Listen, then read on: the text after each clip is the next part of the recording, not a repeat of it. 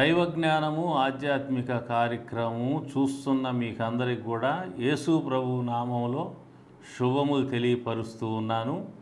దైవజ్ఞానం ఆధ్యాత్మిక కార్యక్రమంలో ప్రసారమవుతూ ఉన్నటువంటి సందేశాలన్నీ కూడా టీవీలో మాత్రమే కాదు కానీ యూట్యూబ్లో కూడా మీకు అందరికీ అందుబాటులో ఉన్నాయని తెలియజేస్తూ ఉన్నాను. వివరాలు స్క్రీన్ మీద డిస్ప్లే అవుతాయి, గమనించి మరి ఫాలో కావాల్సిందిగా కోరుతూ ఉన్నాను. ఈ సందేశాలు మీకు కానీ ఉపయోగకరంగా ఉన్నట్లయితే మరి వాటిని లైక్ చేయాల్సిందిగా, షేర్ చేయాల్సిందిగా, సబ్స్క్రైబ్ చేయాల్సిందిగా, కామెంట్ చేయాల్సిందిగా కోరుతూ ఉన్నాను. ఎందుకంటే యూట్యూబ్ యొక్క ఆల్గారిథమ్స్ ప్రకారం యూట్యూబ్లో వచ్చే మెసేజ్లు స్ప్రెడ్ కావాలి అంటే లైక్ చేయటం తప్పనిసరి, ఇతరులకు షేర్ చేయటం కూడా తప్పనిసరి, కామెంట్ చేయటం తప్పనిసరి, సబ్స్క్రైబ్ చేసుకోవటం కూడా మరి అది మీకు నోటిఫికేషన్స్ అన్నీ కూడా వస్తూ ఉంటాయి కాబట్టి అది కూడా తప్పనిసరి. కాబట్టి ఈ పనులు చేసి ఈ యొక్క సందేశాలు అనేక మందికి అందించుట్లో మీ వంతు మీరు సహకరించాల్సిందిగా కోరుతూ ఉన్నాను. ఈ రోజున మనము దేవుని వాక్యంలోంచి మరొక శ్రేష్టమైనటువంటి అంశాన్ని ధ్యానం చేయబోతున్నాం. ఈ రోజున దేవుని యొక్క సంఘము అంటే ఏమిటి అనేటువంటి అంశాన్ని గురించి నేను వాక్యం అందించాలని ఆశిస్తూ ఉన్నాను. సంఘం అంటే ఏంటి? మామూలుగా థియలాజికల్ పరిభాషలో చెప్పాలంటే సంఘం అంటే ఎక్లేషియా అనేటువంటి గ్రీకు పదంలో నుంచి ఈ యొక్క సంఘం అనే దానికి అర్థం చెప్పబడుతూ ఉంది. బయటకు పిలువబడినటువంటి ప్రజలు, కాల్డ్ అవుట్ పీపుల్ అనేటువంటి అర్థాన్ని థియాలజియన్స్ ఇస్తూ ఉన్నారు. సరే, అది థియాలజీకి సంబంధించినటువంటి విషయం. నేను దేవుని వాక్యం బైబిల్లో ఉన్నటువంటి విషయాన్ని నేను జ్ఞాపకం చేస్తాను. సంఘం అంటే ఏమిటో అపోస్తలుడైన పౌలు గారు కొరింథీ సంఘానికి రాసిన మొదటి పత్రిక 1వ అధ్యాయము మొదటి 2 వచనాలను గమనిస్తే ఇక్కడ సంఘం అంటే ఏమిటో రాయబడి ఉంటూ ఉన్నది.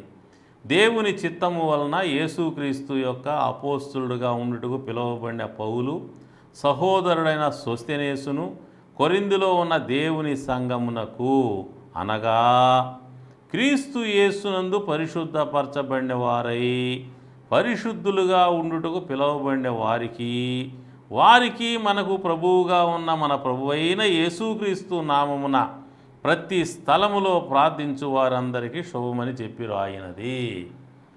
ఈ యొక్క 2 వచనాల్లో 2వ వచనంలో సంఘం అంటే ఏమిటో పౌలు గారు రాస్తూ ఉన్నాడు. కొరింథీలో ఉన్న దేవుని సంఘమునకు అని అంటూ అనగా అన్నాడు. అంటే అర్థం చెప్తూ ఉన్నాడు. క్రీస్తు యేసునందు పరిశుద్ధపరచబడిన వారై, నెంబర్ 1 సంఘం అంటే ఎవరు? క్రీస్తు యేసునందు పరిశుద్ధపరచబడిన వారు. రెండవదిగా పరిశుద్ధులుగా ఉండుటకు పిలువబడినవారు. అది సంఘం అంటే ఈ 2 కూడా ఉంటాయి.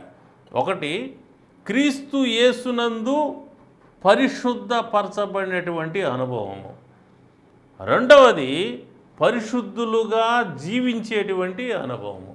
2 కలిగితేనే సంఘం అవుతుంది. అదే ఇక్కడ చెప్తాడు. దేవుని సంఘం అనగా క్రీస్తు యేసునందు పరిశుద్ధపరచబడినవారు, పరిశుద్ధులుగా ఉండుటకు పిలువబడినవారు.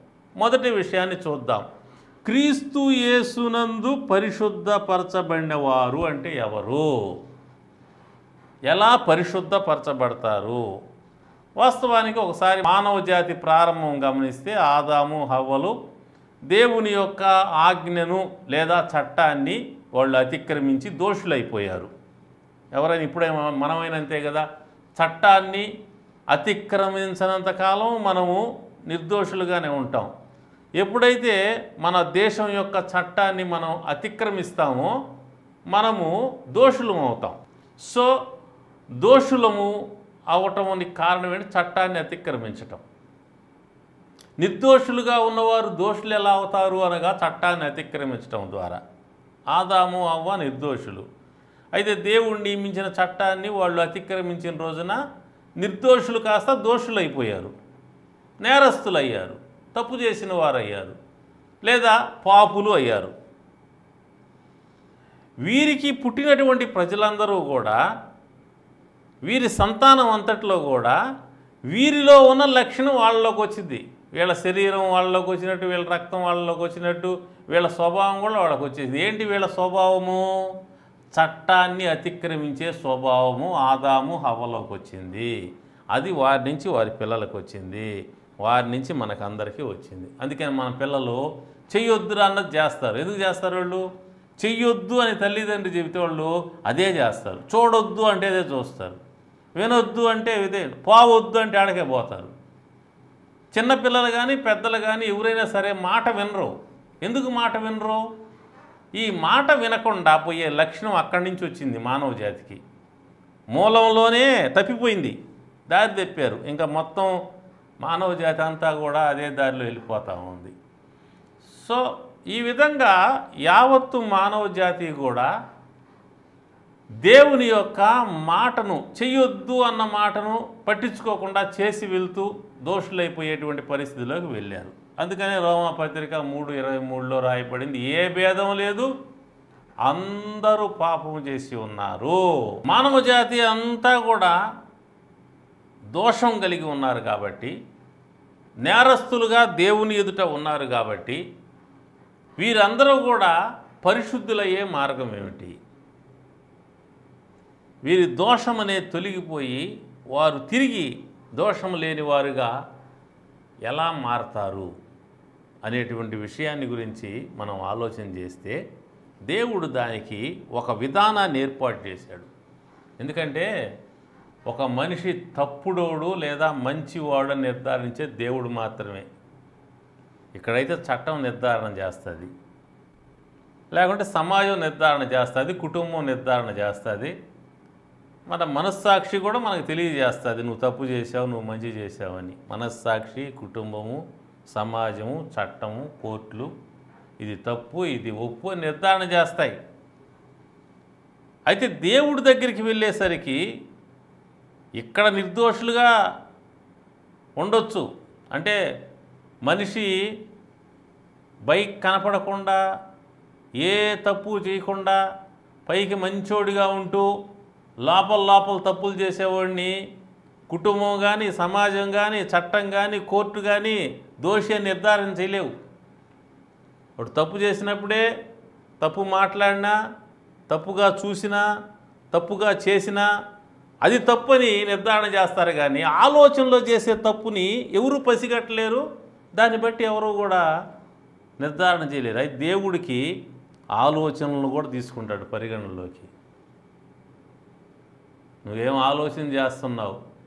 అసూయతో ఆలోచన చేస్తున్నావా? ద్వేషంతో ఆలోచన చేస్తున్నావా? పగతో ఆలోచన చేస్తున్నావా? మోహంతో ఆలోచన చేస్తున్నావా? లోభత్వంతో ఆలోచన చేస్తున్నావా? ఇంకా ఎలాంటి హృదయాలోచనలు నువ్వు కలిగి ఉన్నావు? పైకి మంచిగానే ఉండొచ్చు, భక్తిగా ఉండొచ్చు, హృదయం చెడిపోయి ఉండొచ్చు. లోపల హృదయాన్ని పరిగణలోకి తీసుకుంటాడు.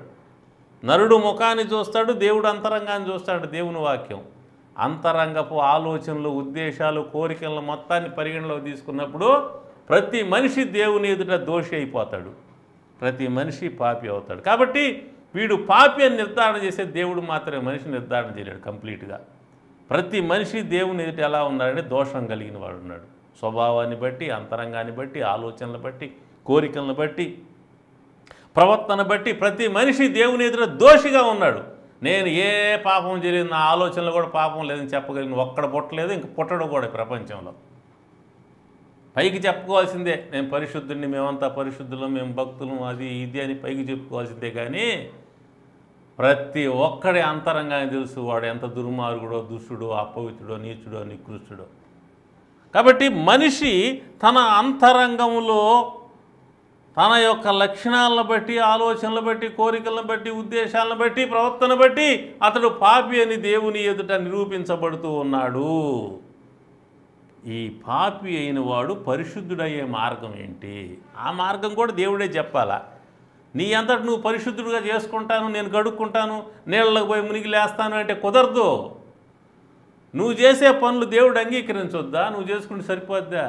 నేను అన్నదానం చేస్తా, వస్త్రదానం చేస్తా, భూదానం చేస్తా, గోదానం చేస్తా, ఆ దానం చేస్తా, ఈ దానం చేస్తా, అన్నీ ఎన్ని చేసినా కుదరదు. అక్కడ నువ్వు 99% కరెక్ట్గా ఉన్నా కూడా ఒక హత్య చేసావు, నువ్వు నేరస్తుడు అయిపోతావు. చట్టం దృష్టిలో అయ్యా ఈయన 99% చాలా మంచోడండి, ఈ హత్య వదిలేసేయండి అంటే కోర్టు వదిలేయదు. నువ్వు 99% మంచి పనులు చేస్తే మంచి పనులు ఉండొచ్చు గాక, ఈ హత్య చేసిన దాన్ని బట్టి లేదా ఈ భయంకరమైన నేరం చేసిన దాన్ని బట్టి తప్పకుండా శిక్షింపబడతావు. దేవుడి దగ్గర కూడా అంతే. కాబట్టి ప్రతి మనిషి కూడా ఎన్ని మంచి పనులు పైకి చేసినా అంతరంగం చెడిపోయి ఉంది. కాబట్టి అసలు చెడిపోయి ఉంది, ఈ పైనే చేసుకోవాలి, లోపల చెడిపోయి ఉంది. కాబట్టి లోపల దాన్ని బట్టి ప్రతి మనిషి కూడా నేరస్తుడైపోతాడు దేవుడి దగ్గర. అందుకని ఏ భేదంలే, అందరూ పాపులే. ఈ పాపులైన వారు పరిశుద్ధులయ్యే మార్గం ఏంటి? అది దేవుడే బయలుపరచాల, ఇంకెవడు బయలుపరచలేడు, ఇంకెవడు పరిశుద్ధపరచలేడు కూడా. పాస్టర్ గారి దగ్గరికి వచ్చి ప్రార్థన చేయించుకుంటే పరిశుద్ధుడు అయిపోవడం, ఇంకో దగ్గరికి వెళ్ళి ఇంకోటి చేస్తే నువ్వు పరిశుద్ధుడు అయిపోవు. పరిశుద్ధపరిచే దేవుడు మాత్రమే. ఎలా పరిశుద్ధపరుస్తాడు ఆయన మాత్రము? ఎలా పరిశుద్ధపరుస్తాడంటే దానికి ఆయన ఒక ఏర్పాటు చేశాడు. ఆయన పరలోకములో సమీపింపరాని తేజస్సులో అమరత్వం కలిగిన వాడుగా, తండ్రిగా, కుమారుడుగా, పరిశుద్ధాత్మగా 3 రూపాలు కలిగినటువంటి ఏకైక మహాదేవుడుగా ఉన్నటువంటి ఆయన పరలోకంలో నుంచి బయలుదేరి భూలోకంలోకి నరుడుగా వచ్చి ఈ నరజాతి చేసిన పాపాలన్నింటికీ ఫలితాలు ఆయన అనుభవించుట ద్వారా ప్రతి మనిషికి కూడా పరిశుద్ధపరచబడే ఏర్పాటు చేశాడు. అందుకనే యోహాను సువార్త 1వ అధ్యాయము 29వ వచనములో యేసు ప్రభువు గురించి రాయబడిన మాట, మరునాడు యోహాను యేసు తన యొద్దకు రాగా చూచి, ఇదిగో లోక పాపములు మోసుకొని పోవు దేవుని గొర్రెపిల్ల. దేవుడు మనిషిగా మారిన దేవుడు పూర్వకాలంలో మనిషి పాపాల కొరకు గొర్రె పిల్లలు అనేటువంటివి ప్రాయచిత్తం చేయబడేవి, పరిహారం చేయబడేవి.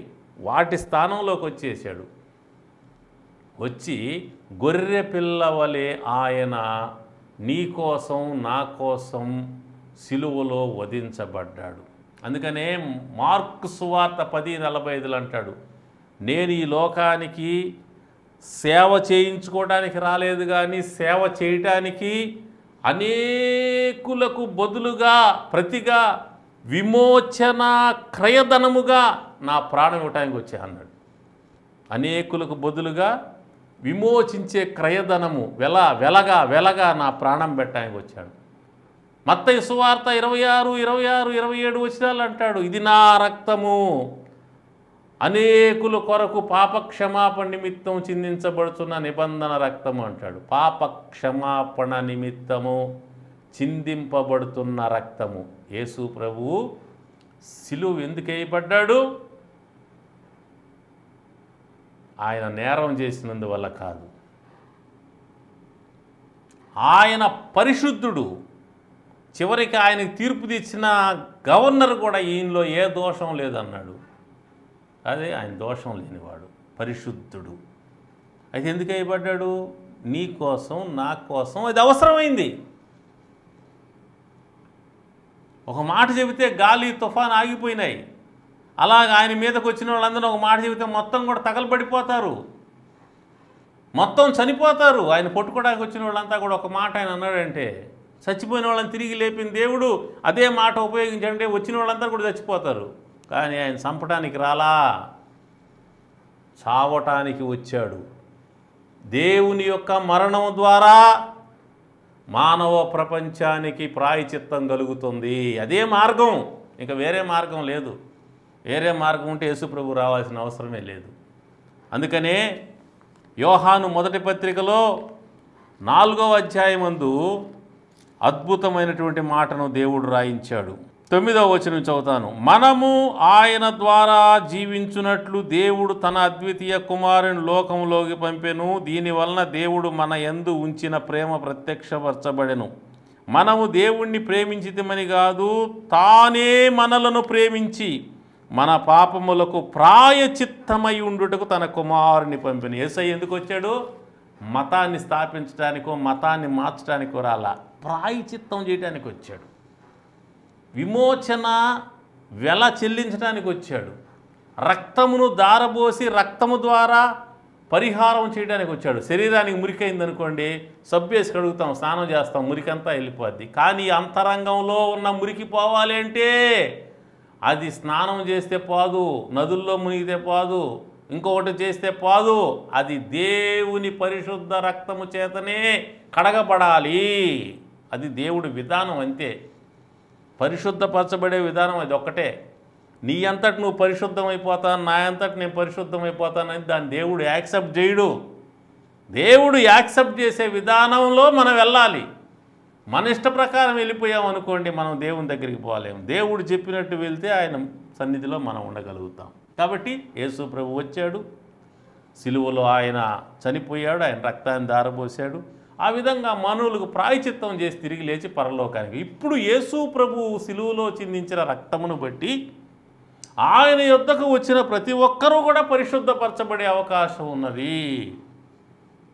ఆయన దగ్గరికి వచ్చే ప్రతి పాపి తను చేసిన తప్పులు, పాపములు, దోషములు, అతిక్రమముల విషయమై పశ్చాత్తాపడి, ప్రభువా నేను ఈ పాపాలు చేశాను, తెలియక చేశాను, బుద్ధిహీనురాలై చేశాను, దయ ఉంచి నన్ను క్షమించి నన్ను నరకం నుంచి రక్షించి పరలోకం చేర్చుకొని ఆయన అని ప్రాధేయపడితే అతన్ని దేవుడు క్షమించి పరిశుద్ధుడిగా చేస్తాడు. ఈ విషయము 2 వచనాల్లో నేను చూపిస్తాను. యోహాను రాసిన మొదటి పత్రిక 1వ అధ్యాయము 9వ వచనంలో గమనించినట్లయితే, మన పాపములను మనం ఒప్పుకుని ఆయన నమ్మదగిన వాడు, నీతిమంతుడు కనుక ఆయన మన పాపములు క్షమించి సమస్త దుర్నీతి నుంచి మనల్ని పవిత్రులు చేస్తాడు. మన పాపాలు ఒప్పుకుంటే మనల్ని పవిత్రులు చేస్తాడు, సమస్త దుర్నీతి నుంచి పవిత్రులుగా చేస్తాడు. తర్వాత 7వ వచనంలో అంటాడు, అయితే ఆయన వెలుగులో ఉన్న ప్రకారం మనం వెలుగులు నడిచిన యెడల మనం అన్యోన్య సహవాసం గలవారం. అప్పుడు ఆయన కుమారుడని యేసు రక్తం ప్రతి పాపం నుంచి మనల్ని పవిత్రులుగా చేయును. యేసు రక్తము పవిత్రులుగా చేస్తుంది.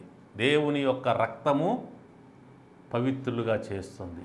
దేవుడు నిన్ను పరిశుద్ధపరచుటకై తన యొక్క ప్రశస్తమైన మహా విలువైన రక్తాన్ని సిలువలో దారబోసాడు. రక్తం దారబోసి నీకు రక్షణ సంపాదించాడు. ఆయన రక్తం దారబోసి పరిశుద్ధత సంపాదించాడు. రక్తము దారబోసి క్షమాపణ. ఇది ఎంత విలువైన విషయం చూడండి. ఒక బిడ్డ చదివి పెద్దవాడు అయ్యి ఐఏఎస్ ఐపీఎస్ అయ్యాడంటే వెనక తల్లి తండ్రి వాళ్ళ రక్తం దారబోసి, అనగా వారు కష్టపడి రాత్రింబొగుళ్ళు కష్టపడి పనిచేసి డబ్బు సంపాదించి ఆ బిడ్డని గొప్పవాడిని చేసి, ఆ బిడ్డ గొప్పవాడయ్యాడంటే దాని వెనక తల్లి తండ్రి యొక్క త్యాగం, వారి యొక్క శ్రమ, వారి యొక్క కష్టార్జితం అనేటువంటిది ఆ బిడ్డ వెనక ఉంటుంది. నీ యొక్క పరిశుద్ధత వెనక నువ్వు పరిశుద్ధపరచబడాలి అని యేసు ప్రభు కష్టపడ్డాడు, శ్రమపడ్డాడు, రక్తం దారబోసాడు. యేసు రక్తం ప్రతి పాపము నుంచి నిన్ను పవిత్రుని చేస్తుంది. ఇంకేం ఆలోచన చేయబాకు. పిచ్చి పిచ్చి ప్రశ్నలు వేస్తున్న, పిచ్చి పిచ్చి ఆలోచన చేస్తుంటే అవన్నీ వద్దు. దేవుడు చెప్పిన మార్గంలో వస్తే నువ్వు పరిశుద్ధపరచబడతావు. ఇంకొక మాట హెబ్రీ పత్రికలో 9వ అధ్యాయంలో రాయబడింది. 14వ వచనం చదువుతాను, గమనించండి.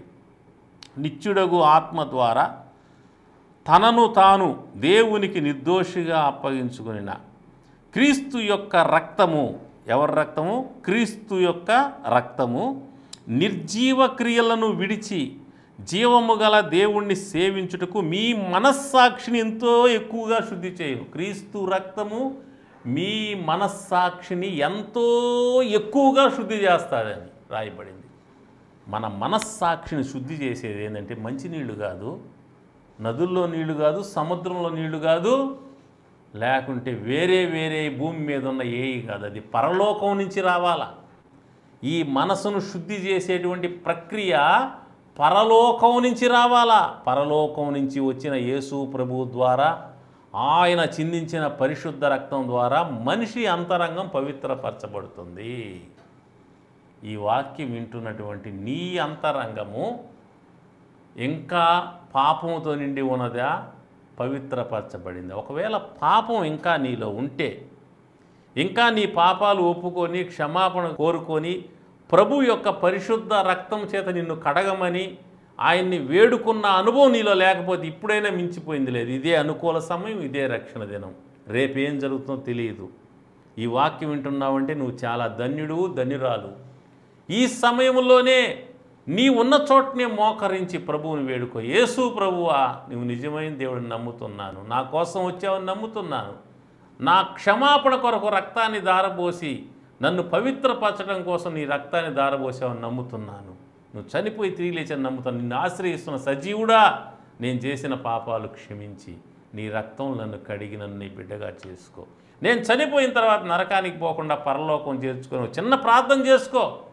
వెంటనే నువ్వు క్షమించబడతావు, పరిశుద్ధపరచబడతావు. సిలువలో దొంగ వెంటనే క్షమించబడ్డాడు, పరిశుద్ధపరచబడ్డాడు, పరదైసులో ఎంటర్ అయిపోయాడు. నువ్వు కూడా అంతే. ప్రతి మనిషి అంతే.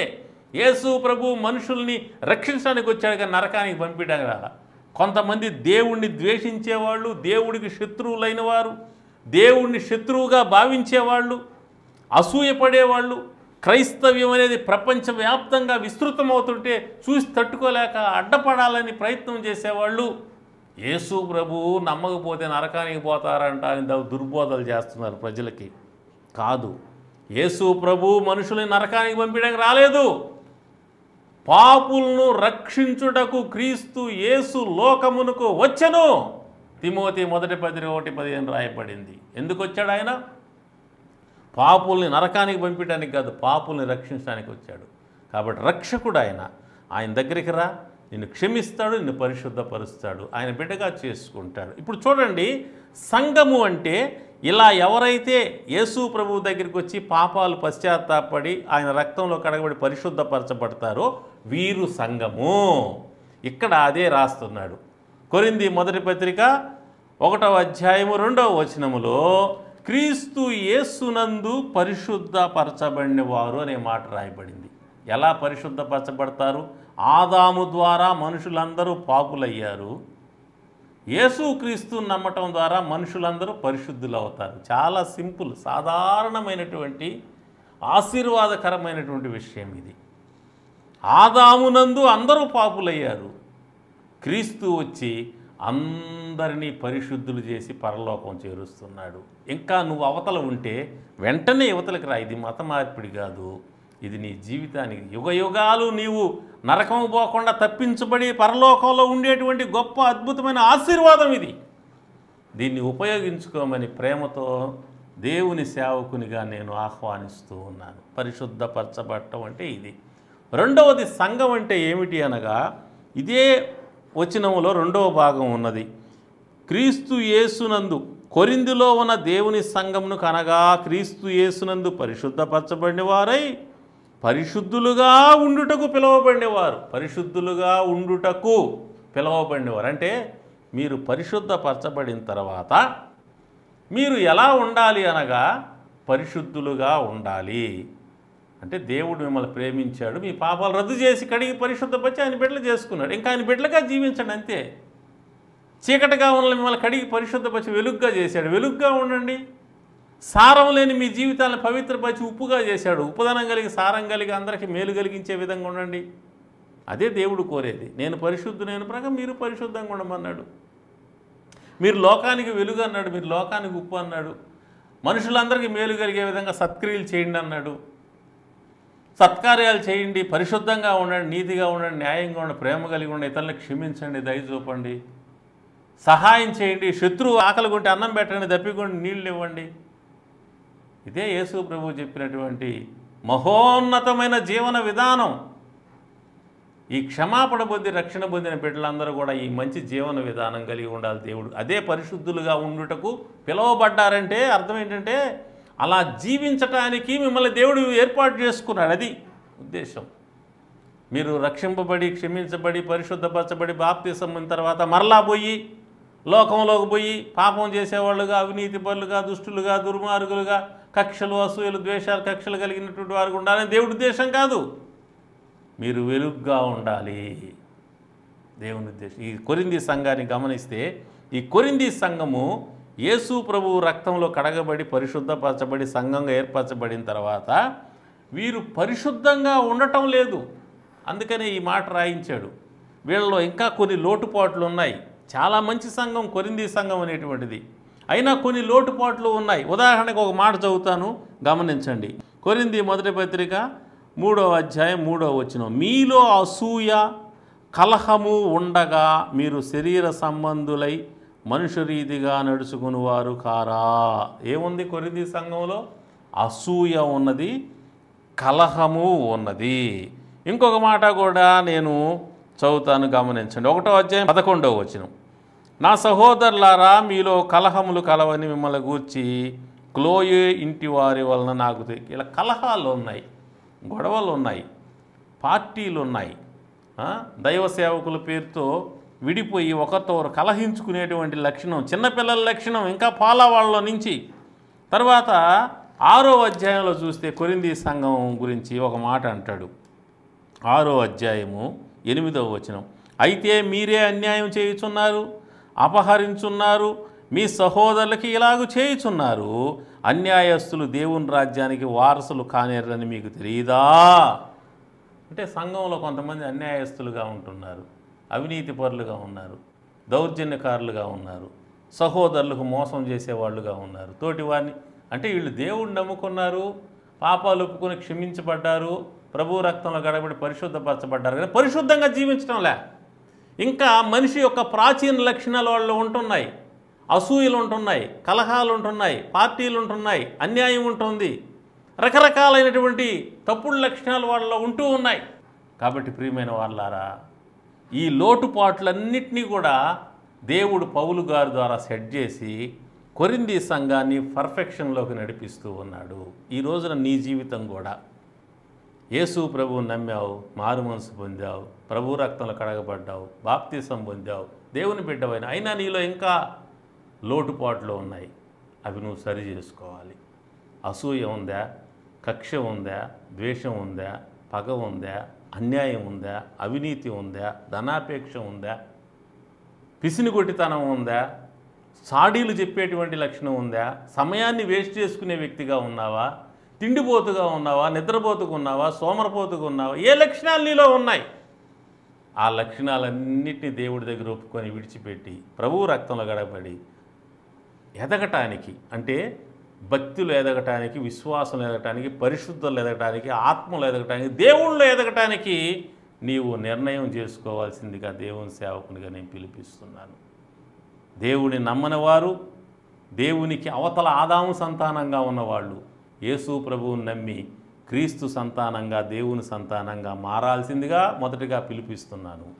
రెండవదిగా క్రీస్తు సంతానముగా మారినవారు, దేవుని సంతానముగా మారినవారు, మీలో ఉన్నటువంటి లోటుపాట్లు, మానవ సహజమైన లక్షణాలు ఇంకా ఏమేమి ఉన్నాయో అవన్నీ కూడా దేవుని దగ్గర ఒప్పుకొని విడిచిపెట్టి ప్రభువు రక్తంలో మిమ్మల్ని కడుక్కొని పరిశుద్ధులుగా ఉండటానికి, నీతిగా, న్యాయంగా, మంచిగా ఉండటానికి, ప్రభువు రాకడ కొరకు సిద్ధపడి ఆయన రాకడ కొరకు ఎదురు చూస్తూ ఈ లోకంలో మీ చేతనైనంత వరకు దేవుడి సేవ చేస్తూ, సేవ చేస్తున్న వారికి సహకరిస్తూ దేవుని ఆశీర్వాదం, బహుమానం పొందే విధంగా మీ యొక్క జీవితయాత్రను కొనసాగించాల్సిందిగా ప్రేమతో మీ అందరినీ కూడా ఆహ్వానిస్తూ ఉన్నాను. దేవుడు మిమ్మల్ని, మీ కుటుంబాలు దీవించునుగాక. ప్రార్థన చేస్తాను. ప్రేమ కలిగిన తండ్రి, ఈ వాక్యమైన బిడ్డల్ని, కుటుంబాలని ఆశీర్వదించండి. ఇంకనూ నీకు దూరంగా ఉన్నవారు ఈ మాటల ద్వారా నీ దగ్గరికి వచ్చి తమ పాపాలకు నీ యొద్ద ప్రాయచిత్తం ఉన్నది, పరిహారం ఉన్నదని, క్షమాపణ ఉన్నది, రక్షణ ఉన్నది గుర్తించి నిన్ను ఆశ్రయించి నీ రక్తంలో కడగబడి పరిశుద్ధపరచబడి నీ రాజ్య వారసులయ్యే విధంగా ఆశీర్వదించండి. రక్షణ పొందిన వారు వారిలో ఇంకా ఉన్న మానవ సహజమైన లక్షణాలని, పొరపాట్లు, తప్పులు, ఆదాము నుంచి వచ్చినటువంటి శరీర సంబంధమైన లక్షణాలు ఇంకా ఏమున్నాయో గుర్తించి వాటన్నిటినీ కూడా ఒప్పుకొని విసర్జించి క్రీస్తు లక్షణాలు, దైవ లక్షణాలు కలిగిన వారికి ఉండటానికి నీ రాకడ కొరకు సిద్ధపడి ఎదురు చూస్తూ అనేక మందిని సిద్ధపరిచే పరిచర్యలో ఉండటానికి సహాయం చేసి దీవించమని యేసు నామములో ప్రార్థిస్తున్నాను తండ్రి. ఆమేన్. తండ్రి, కుమార, పరిశుద్ధాత్మ త్రియేక దేవుని సన్నిధి, సమాధానం, సకల దీవెనలు మీకు, మీ కుటుంబాలకు సదాకాలం తోడై ఉండుగాక. ఆమేన్.